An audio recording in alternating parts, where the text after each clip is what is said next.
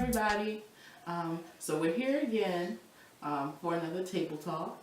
And we have a few topics from this week. A lot of stuff happened this week. So we're going to try to hit on everything briefly because there's so much to talk about. So, you want to talk about Chicago? Sure. So for our first topic, we had a 6-year-old girl that was handcuffed and put under the dark stairs at school for stealing a teacher's candy. So what do you think about that? So I think a bunch of different things. I'm not going to say all of them. The first is that I think, this is terrible. I don't even want to talk about the kids stealing the candy because that's what children do. You put candy out, the baby going to take the candy. I don't understand. How does anybody think it's ever okay to handcuff a child, a 6-year-old? That's never okay. Then to put the 6-year-old under dark stairs, like you were trying to traumatize the child on purpose. Like there's no way around it. There's no justification. Like you should be burned at the stake for that. And the security guard is like, I was trying to teach her a lesson, but what lesson have you taught her? Because she still doesn't understand, like, what she did was wrong. She understands that she in some handcuffs. And it's like, then you're going to place her under some dark steps. And, like, anything could happen. Like, just because it's school, anything could have happened to her under there. Like, she get handcuffed. The school is already not a safe place. And then you put her in a more unsafe space by putting her in the under dark stairs. Like, that's absolutely insane. And like kids learn their lessons through like talking to them and learning from those lessons, not immediately like criminalizing them. Like that's a big thing with people immediately criminalizing our black children. Generally too, I feel like, more often than not we talk about criminalizing children and punishing children. A lot of people think about boys first. And I think about in this situation how this was a girl who was taking up for her in this moment. Because where was the teacher when this was happening? You know what I mean? Mm-hmm. Who was the advocate for her? Who was the person to step in and say, no, this is not okay? And so lots of spaces have all these programs and initiatives for boys. But lots of times our girls are left exactly like this, vulnerable and just unsafe, with nobody to advocate for them, support them, or protect them.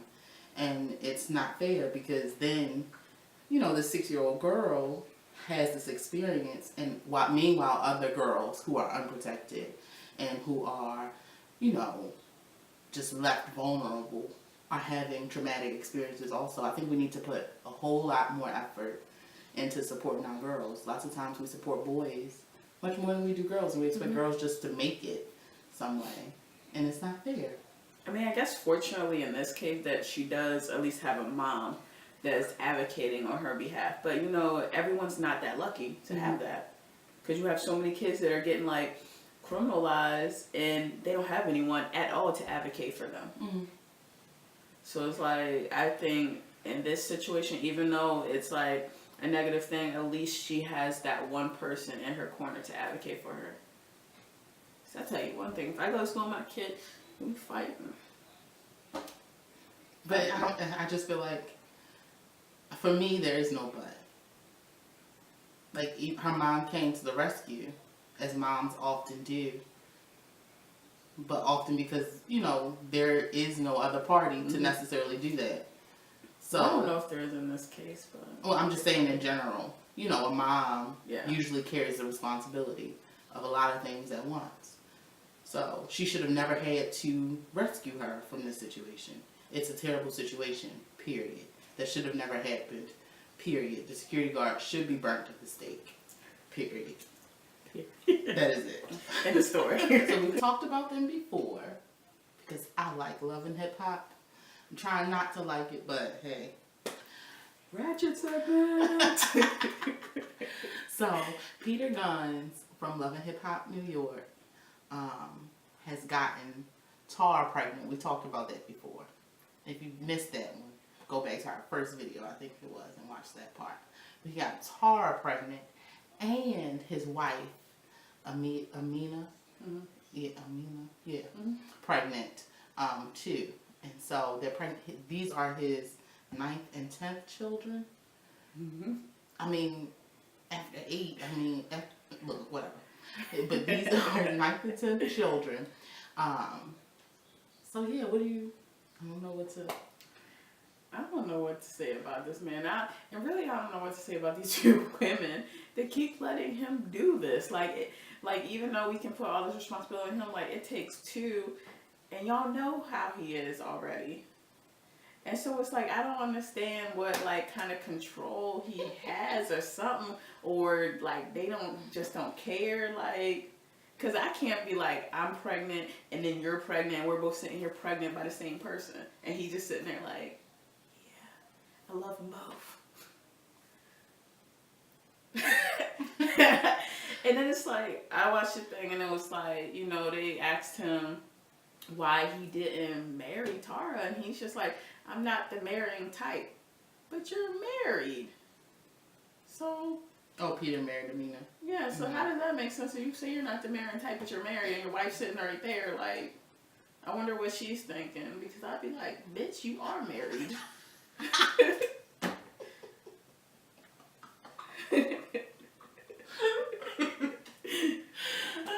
I mean, this whole situation is a mess. Is a complete mess. Well, excuse my cursing on the Easter Sunday. There is no way around it. It's just a terrible situation. I mean, our children came of it, so children are blessings. They are, but that's like the only thing they're getting from him. Well, that's what Cardi B was saying. Cardi B kind of was like, you know, she had a man pay her rent for like 6 months, whatever, and you know, men do things to her, and she was saying sometimes she don't have to do anything, like so she doesn't necessarily have to have sex with a man or anything like that to reap benefits from their relationship. And she was advising us single women to look out for men like Peter, because they ain't worth sugar, honey, iced tea, and to get what you can out of them, because they're not going to give you nothing but maybe a baby as they cheat on you and create another baby and another baby. And next thing you know, this man his 10th child, and you sitting up looking stupid talking about, I love him though. And I can't remember who said it, but she was like, he does pay half of my rent. His wife. Like, that's a roommate situation. Okay. Like, what are you supposed to do with that? Like, nothing. I be trying to take up for Amina because he just be taking advantage of her. And I don't know what it is, but you can't, your husband, he pay his half. What, isn't that what he supposed to do? Not only that, but half, like me and my roommates, we split rent. We have halves and thirds and stuff. When you in a marriage, it don't work like that. I'm not really up here talking about my half. I paid my half of the rent. I'm like, what? Like, y'all splitting everything just down the middle? Like, is it gonna be a thing where y'all, like, if y'all break up, y'all gonna split the baby too? You take the head part? I don't know. But Cardi B, to lots of people, is kind of emerging as like this feminist kind of. But then she apologized. And I was like, why? Because that was the truth. Well, he probably tried to sue her or something like that. Like, you laid down the truth and then you're like on social media apologizing to this dude. Like, no, that was the truth. Like, that's the man that you should avoid at all costs, or you're going to be just, like, not that kids aren't a blessing, but their responsibilities, they take work. Mm-hmm. So it's like, you're going to be stuck with all these kids, and meanwhile, he's just going to be moving on to whatever that he want to move on to. Next woman. Right too. I appreciate Cardi B. I do too, but why she have to apologize? I don't know. I feel like it probably has something to do with something legal. Probably. She don't even seem like she would apologize. I was surprised when I saw it, unless it was someone had a fake account, but I don't know. She'd be like, I said it and it's going to ring in your ears forever. So, did you see this video of Kirk Franklin Milly Rocking? He was getting it. Why can't I think he was on a chicken head though. I thought he was Milly Rocking because he even stirred it up a little bit. He was cooking? Yeah. You didn't see that part? Like, he did it real quick. But I noticed it because I watched it today with my coworkers at work. He was cooking? Yeah. Kirk Franklin can't be in the kitchen. That's an abomination. I'm in the kitchen. But you know Kirk Franklin been dancing. Ever since I can remember. Ever since Stomp came out. Stomp? Hey, GP, are you with me? Oh, yeah. Yes, the church ain't going nowhere. I do remember Stomp. GP, are you... Oh, sorry. You okay? So, you know, he been dancing since I can remember. But now, all of a sudden, he doing the Milly Rock. And people are like, he's going to hell. But how do you know? Because that's like just an expression of who he is. And it's always been.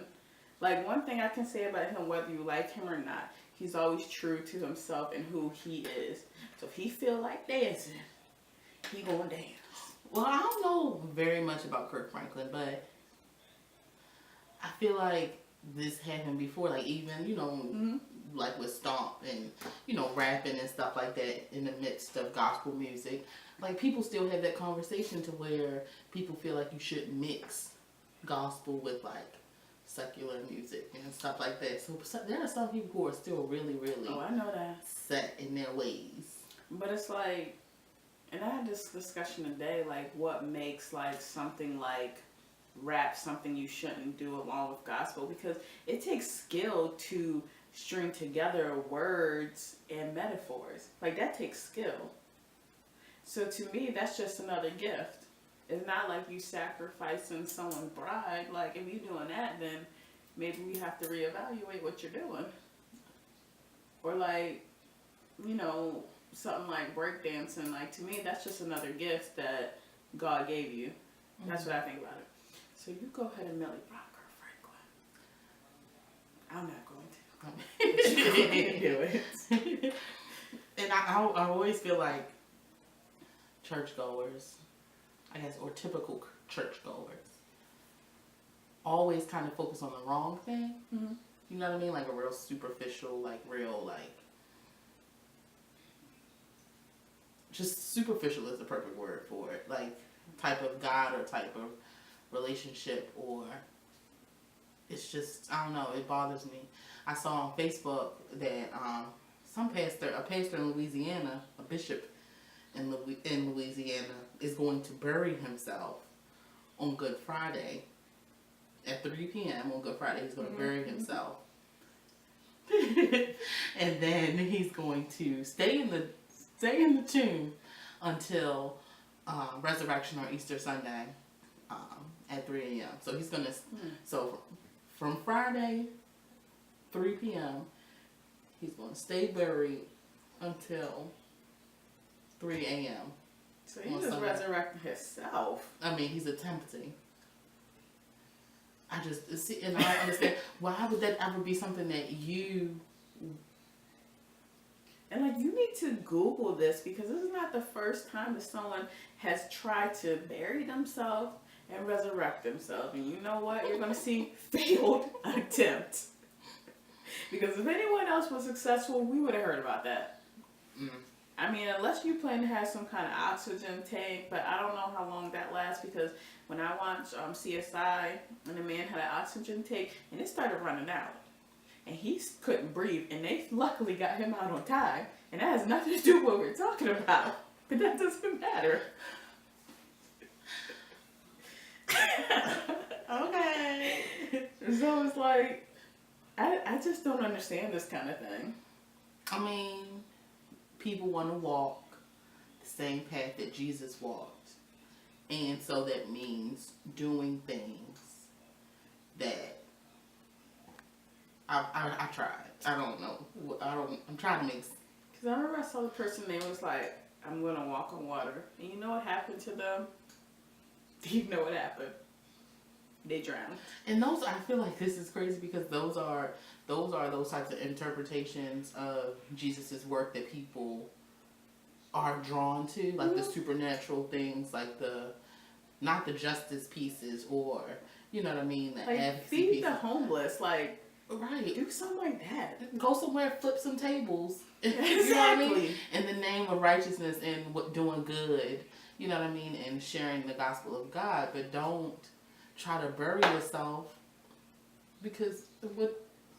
Like, I always feel like those people are the people that really do not know the principles and what Jesus was about. They just know those couple of things that everyone knows that he did. Mm-hmm. And so they're like, well, I'm going to do this because I'm going to prove I'm God-like. And you know what's going to happen? You're going to die. That's it. You're going to die. As you said, die, period. Because I want you guys to go eat your Easter dinner. That's what I want for your lives. Macaroni and cheese and stewed tomatoes. I don't like tomatoes. But I'll take the macaroni and cheese. And can I get a piece of fried chicken? But don't give me them dry pieces. I don't want your dry pieces that your like great grandma fixed and she done burnt them. Pause. Why are you coming for great granny? She taught Granny how to make chicken. Yeah, but now don't come for she her. can only see out of her right eye. So really, she probably didn't even use salt. She used sugar. And now you got that sugary chicken, and everyone has to eat it because they feel sorry for her because she's on her like 90th birthday. How did you come up with all this? So to end this video, I would like to take a moment of silence for Black Don't Crack. Because if any of you have seen this picture of Elise Neal in her bikini at the age of 50, and anyone else that's over, I would say 45, they're still looking good. Even Pharrell, who's a vampire. We were supposed to be serious. Oh, sorry. So let's take a moment of silence.